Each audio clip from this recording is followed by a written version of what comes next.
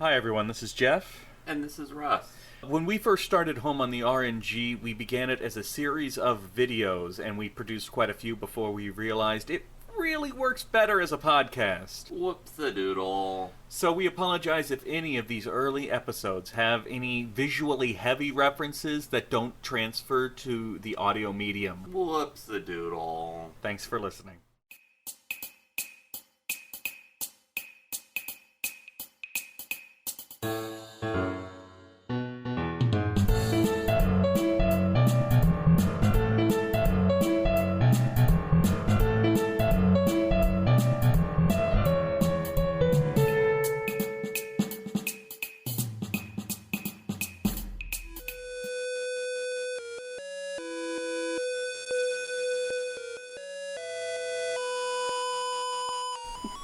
Hi everybody! What's up? Welcome back!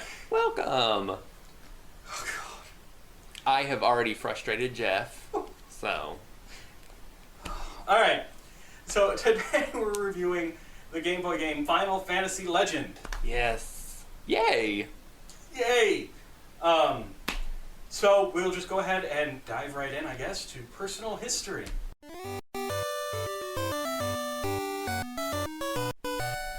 So, my personal history with the Final Fantasy Legend is the same as it is with basically every game that we play. I had the original Game Boy Cart. I still have the original Game Boy Cart.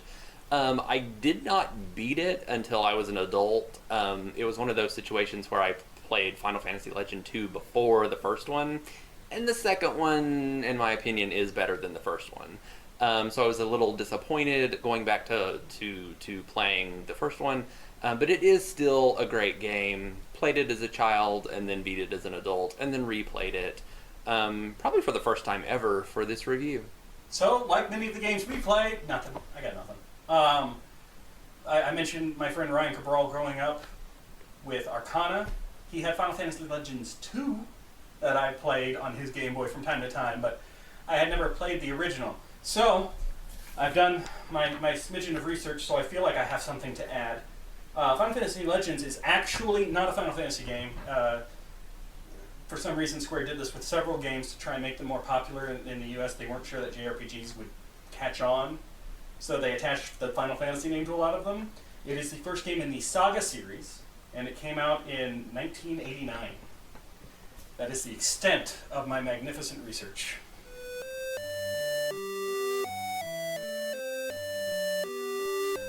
Alright, so the story of Final Fantasy Legends is, at the center of the world there is a tower, and legends say that the tower leads to paradise. So you get a group of heroes together and you climb the tower, and up the tower as you go you find different worlds with different themes, and each one is its own short little RPG story, and then you kill God. Yeah, that pretty much is it in a nutshell. My synopsis is 4 jerks kill God. And I will explain that as we go further along. Okay. How about the characters? Yeah, speaking of the 4 jerks, probably because of the constraints of the dialogue box in the Game Boy Cart, all of the dialogue spoken by your party is very direct, so to speak. The king says, will you bring me this girl, this beautiful girl that I love, and bring her to my kingdom and allow me to marry her? And they're like, we'll do it for a sword. Well, please, we haven't all been there. Right, so it's kind of like you're playing 4 assholes that are just running around, really recontextualizing the game, running around 4 different worlds to get whatever they desire, to get rich, to get great equipment. Yeah, and my 4 characters were 4 mutant girls. I think everybody is so surprised they need a minute to take that in. Yeah, isn't that shocking? Yeah. So in this game, you choose your party. You choose your party of 4 at the beginning. You can choose between 3 different races. You have humans, mutants, which were called espers in the Japanese version, and monsters. Humans get stronger by equipping better equipment or taking vitamins. I thought it was potions. Yeah, or something. that You that, consume items to increase your right. stats. Those will permanently raise the attributes, and then equipment will temporarily raise the attribute while it's equipped. All weapons are breakable, so they have a certain number of uses. So if you lose that piece of equipment, it'll reduce whatever stat it increased. Mutants or espers, we'll just call them mutants. They level up by nurture, basically. They get old school experience, kind of like what you're used to, except the game never mentions it. Right, it's all hidden. So it's the same concept between Final Fantasy II. The lead designer of Final Fantasy II was the one who developed the SaGa games. This explains a lot. So you, I believe his name was Akihito Kawazu, if I'm thinking of that correctly. I hope you're not looking at me. Anyway, he headed up Final Fantasy II, and then he made the SaGa series that we know as Final Fantasy Legend. So mutants level up by, if they use magic, then their mana will get stronger as they take damage, their HP will rise. If they use physical attacks, their strength will go up. And I saw that because I used a team of 4 mutants and had each of them kind of play a different role in battle.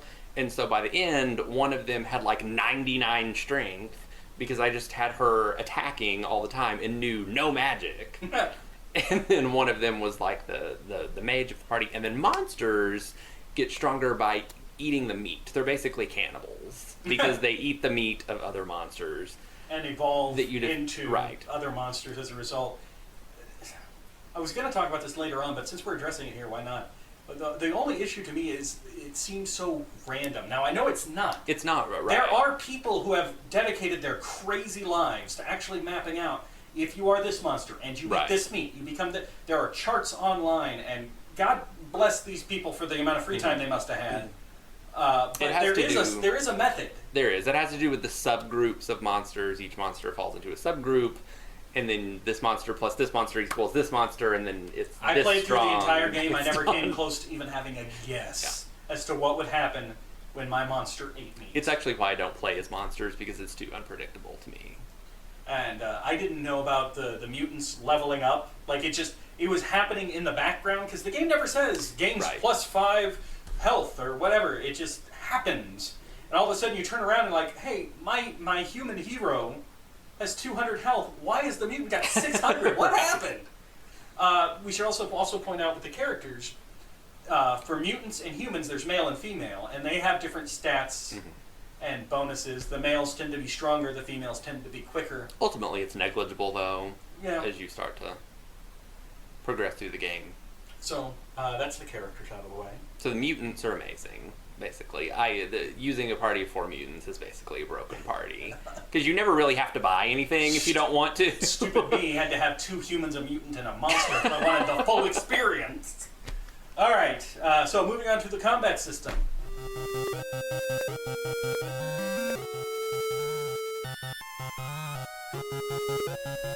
So the combat system it's a fairly standard first-person point of view menu-driven system. But it has one of those things that I hate. We talked about this, I can't remember what video we talked about it in, but where if you attack a monster, or you're scheduled to attack a monster who somebody else defeats, you lost a turn. Right. I hate that. I hate that so much. It's because you didn't play that many JRPGs as a child, because I think I just accept it. Like, this is just the way the game is. Yeah, I guess. I know it forces you to strategize more and to kind of guess, all right, I think this'll kill it, and I don't want to waste my turn by attacking something that won't kill it. Something that also took me a minute or two to catch on to was sometimes a single enemy on the screen actually represents 3, 4, 5 enemies. Right. So you kill the thing, and it's still standing right there, because there's 3 more of it stacked on top. And that's what makes mutants so useful, because the magic that can be learned by the mutants will target an entire enemy group. If you're relying on humans, they're only defeating one monster at a time, so it's much more tedious. Yeah, my mutant got some kind of apocalypse or nuclear spell, and just that's your job now. That's all you do. So apart from that, it's fairly standard combat, as you would expect. I was originally planning to talk about the leveling up and the meat eating, but we kind of covered that under characters. But those are also aspects of the combat system that makes this game stand out a little bit. It was really weird to get used to the idea of hidden XP. Because that's how my brain processed it. I don't know if that's exactly how the mechanic works, but it's certainly what it feels like. Is the mutants pick up and lose abilities seemingly at random. And they gain stats seemingly at random. That was the most frustrating part for me, especially using a party of all mutants, which it helped because there were 4 of them, so at any given time, I basically had all the abilities that I needed. But I would have this super strong, like, thunder ability, and all the enemies I was fighting in the water world were weak to thunder. And then everybody would lose it. So I'm trying to use fire or ice on fish. So that was a little frustrating. Yeah. But I still made it through. All right. So next up is our catch-all category, innovations.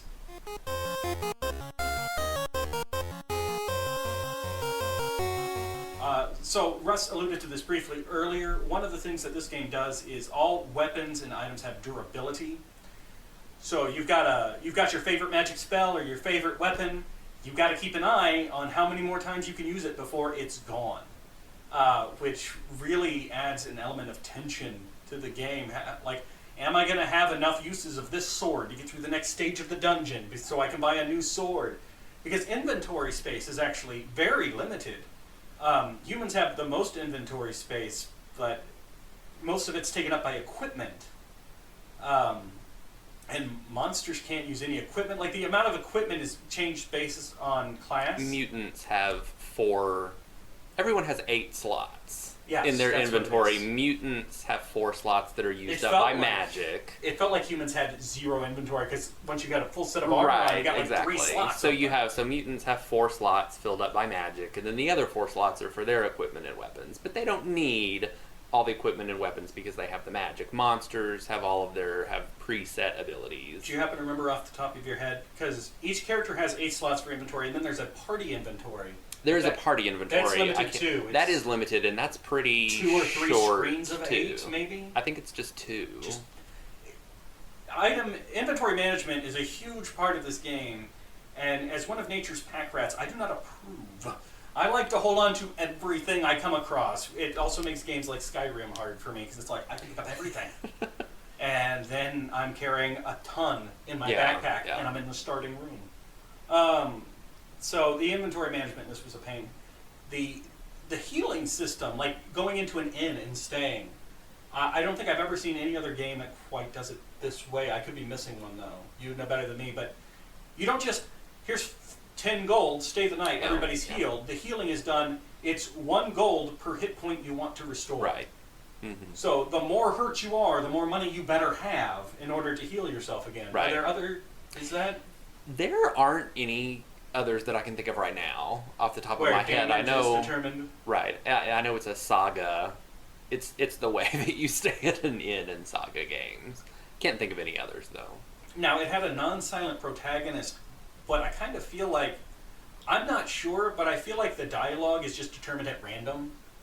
Because since none of them have any personality, it just feels like, oh, it's time for person 1 to have a line. They're just 4 assholes, like I said. So, it's a non-silent protagonist, but it's not like they gave him or her personality and planned out, well, they're going to approach things like this. Well, I think it's just randomly assigned dialogue. Right. That's for your party. Now, that being said, I was a big fan of that last world that you visit. The post-apocalyptic The post-apocalyptic world. I was kind of taken aback by it because, like you said, your party has no real predetermined personality. You don't really spend enough time with any other characters up until that point to really get to know them. And then all of a sudden, they introduce this little girl and her brother, and like this whole resistance of people. It's almost like somebody else wrote that segment. It is. It's like you wander into this other game where everybody is a fully realized character, and you kind of think, why haven't I been following their adventure this whole game? Well, and we mentioned there's a post-apocalyptic area that brings us back to fantasy weapons, swords, whips, right, and guns, and bazookas, and lasers, and it's all over the place, which I'm okay with. I mean, it gives the game certainly a unique flavor. But one of the biggest issues I had, and you've heard me complain about this before, no way of knowing how powerful an item was until you bought it and equipped it. I have no way of knowing if that sword is better than this sword. Now, generally you go by the cost. That looks, but you're also talking about, okay, is the sword going to be better or a whip? They cost the same. Which is going to hurt more? Well, I got to buy both and equip both to find out which one has better stats. Oh, would a gun work better than a crossbow? Should I be focusing on this type of spell versus this other fantasy weapon that I didn't come up with in time to finish the sentence? I really dislike, and I know it's part of it's going to be because it's on the Game Boy. Part of it's going to be because early JRPGs didn't cater to that in terms of helping you out with knowing. It's so irritating. Yeah. Let me know if what I'm getting is better. And this seems like a decent category before we move on to the music section to talk about the very fun glitch at the end. Yes. Because that amused me to no end. And it is, it's great. I think the game, I think you and I can agree, ramps up in difficulty. Significantly. As you get to the very end. Well, it is a very steep curve near the end. With my 4-mutant party, everything was pretty easy until the very end. And then you realize it doesn't really matter how high your stats are because everything is just hard. Getting to the end boss of this game is remarkably difficult. Yeah. It's the final push. You know you're going to the end boss. I got to go up 3 more flights, and then I'm at the end boss. And it is just a slog. I can't imagine anybody playing this game getting to the end boss without feeling like they're just crawling the last couple steps, because that's what it felt like. Like, just 2 more steps, guys, we can make it. And then you get to the end boss, and it's God.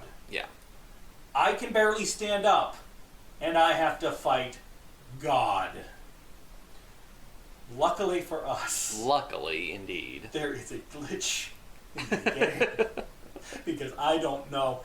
We still wouldn't be doing a review. I'd still be trying to fight the end boss. But there is a chainsaw weapon in the game. Yes. And apparently it's coded backwards.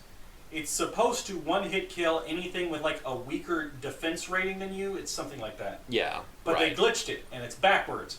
So it one-hit kills anything with a defense rating higher than yours. Like God.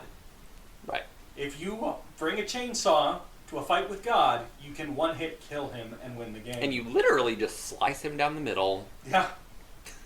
Thank God. He comes apart. It was very kind of him to let me kill him like that, because I wouldn't have stood a chance otherwise. Yeah. Yeah. Oh, there was one more thing I almost forgot to mention. Did you find paradise? No. On the 2nd floor. Because you start out your game on the 1st floor, and the legend is there's paradise at the top of the tower, and you go all the way to the top of the tower and you kill God. And then game's over. On the 2nd floor, if you take a deviation, if you go off the path of just climbing the tower, there's a little village, and it's paradise. And everybody who lives there is happy. Aww. And you can just hang out there. That's and I guess that's sweet. the end of the game. No, I didn't find that. I guess I'm going to spend the next 30 hours just walking around this village. I found paradise. Obviously, you keep going because it's a game. That's what you're. But you can find paradise and just live the rest of your life happily there and waste your battery walking around. Nice. So we're going to move on to music.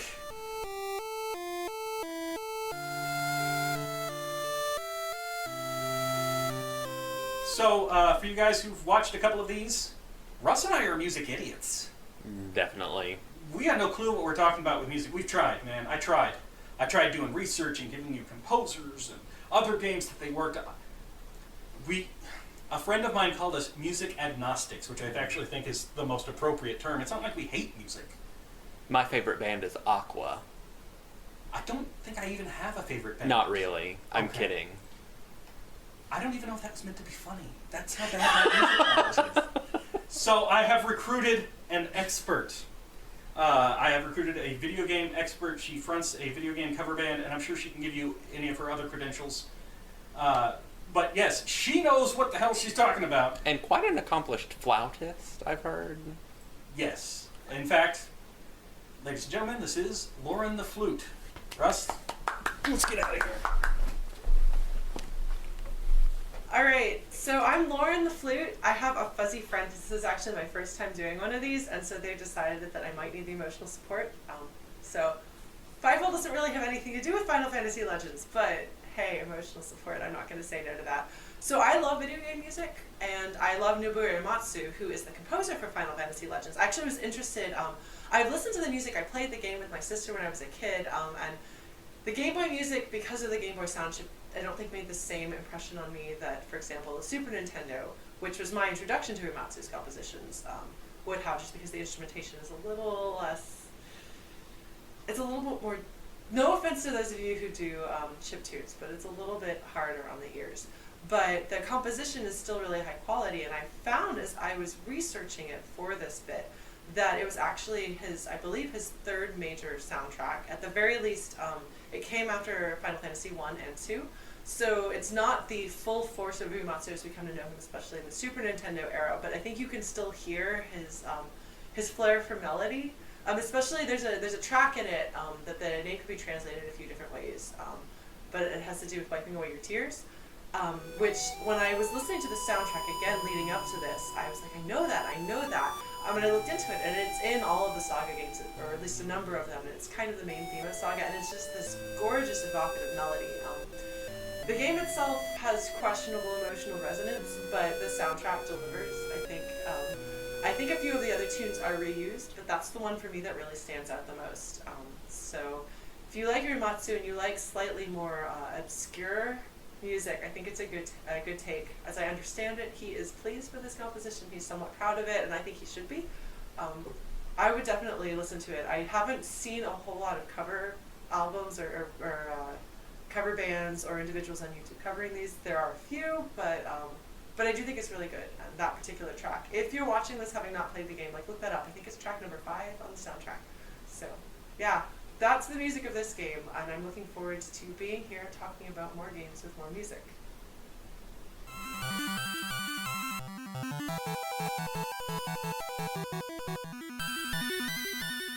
So overall, Neptune and I really enjoyed this game.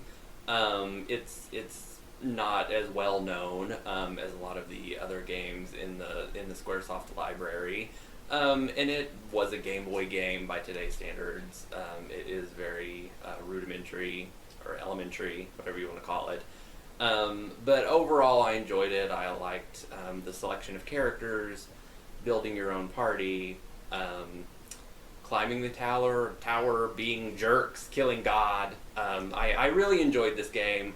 Overall, I would give it a B.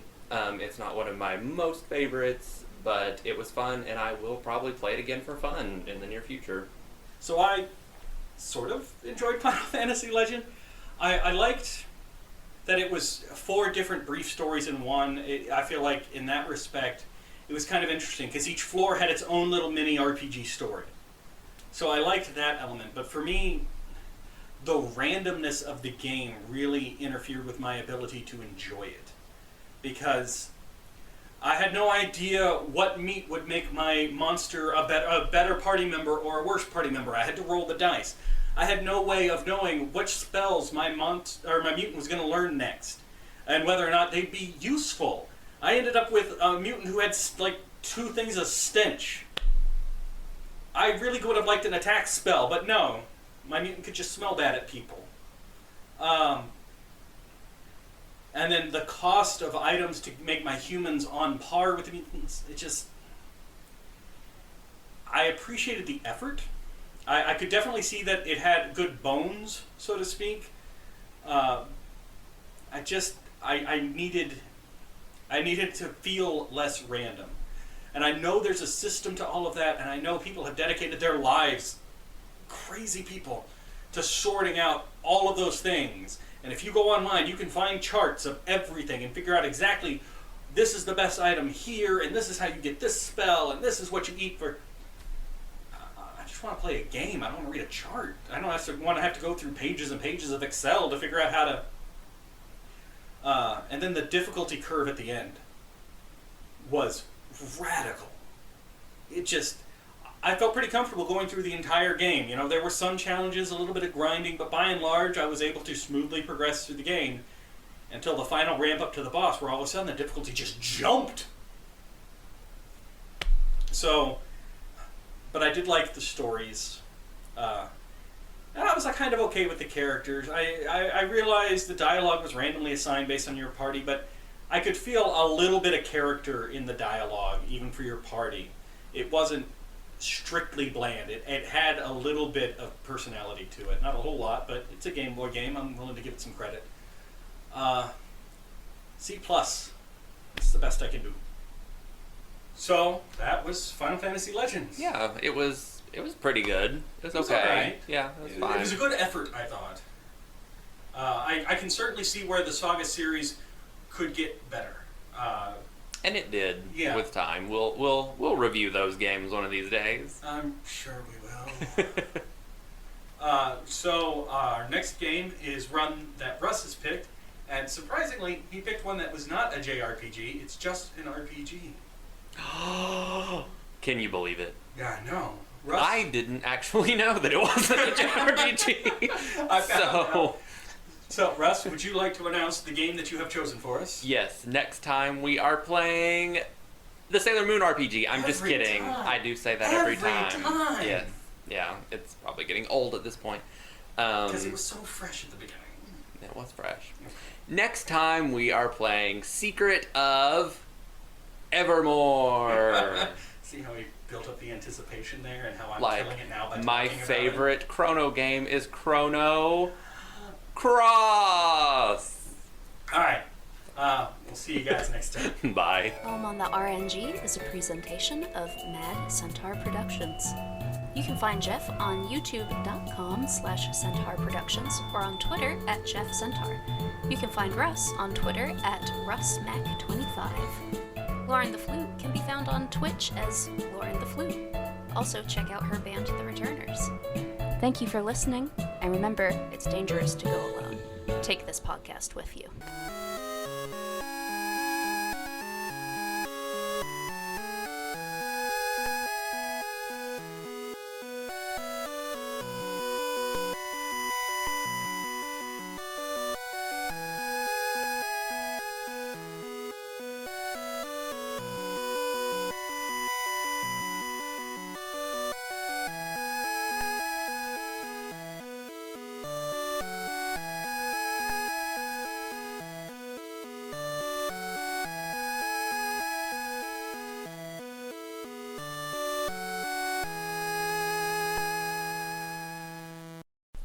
Thank you for being a friend. I always start by just singing something Really? weird. We're not even 2 seconds into the review. Off game.